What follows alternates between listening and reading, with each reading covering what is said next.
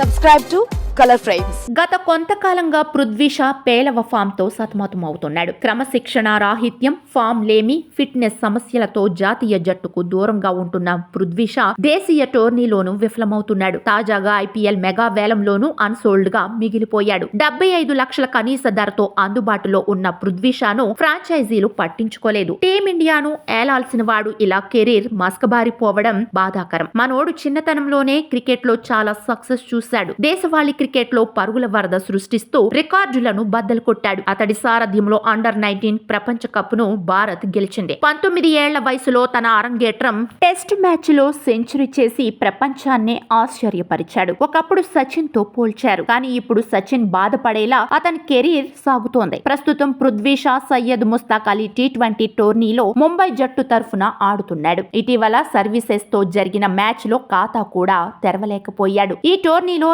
చివరి 5 మ్యాచ్ల్లో అర్ధ సెంచరీ నమోదు చేయలేకపోయాడు. మహారాష్ట్రతో జరిగిన తొలి మ్యాచ్ లో అతను డకౌట్ అయ్యాడు. కేరళతో జరిగిన మ్యాచ్ లో 23 పరుగులు, ఆ తర్వాత గోవాపై 33 పరుగులు చేసి అవుట్ అయ్యాడు. నాగాలాండ్ జట్టుపై 40 పరుగులు చేశాడు. ఇప్పుడు సర్వీసెస్ తో జరిగిన మ్యాచ్ లోనూ డకౌట్ అయ్యాడు. అతనితో పాటు ఉన్న సూర్యకుమార్ యాదవ్ 70 పరుగులు చేయగా శివం దూబే 71 పరుగులతో నాట్అవుట్ గా నిలిచాడు. ఈ విధంగా ముంబై జట్టు 192 పరుగులు చేసింది. అయితే పృథ్వీ షాను ఏమాత్రం తక్కువ చేయకూడదు. 2018 సంవత్సరంలో ఐసీసీ అతన్ని పురుషుల క్రికెట్ లో టాప్ 5 ఆటగాడిగా గుర్తించింది. కానీ ఆ మంచితనం ఎక్కువ రోజులు నిలుపుకోలేకపోయాడు. 2019లో బీసీసీఐ అతనిపై డోపింగ్ నిషేధం విధించింది. 4 ఏళ్ల వయసులోనే తల్లి మరణించడంతో తండ్రి పెంపకంలో పెరిగిన పృథ్వీ షాకు సక్సెస్ వచ్చినట్టే వచ్చి పలకరించి వెళ్లిపోయింది. 23 ఏళ్ల వయసులోనే పొట్ట బట్టతో కనిపించి తీవ్ర బాడీ షేమింగ్ కు గురయ్యాడు. కోచ్ల మాట వినకపోవడం, సరిగ్గా ప్రాక్టీస్ చేయకపోవడంతో ముంబై జట్టు కూడా అతన్ని